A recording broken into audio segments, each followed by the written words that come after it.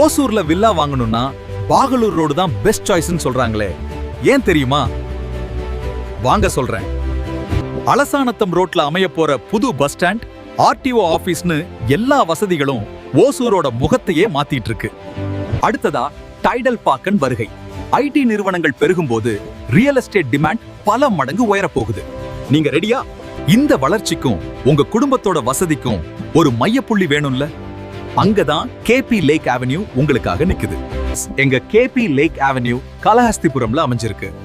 Main ரோட்டுக்கு ரொம்ப பக்கத்துல ஒரு பிரீமியம் கேடட் கம்யூனிட்டி ப்ராஜெக்ட்.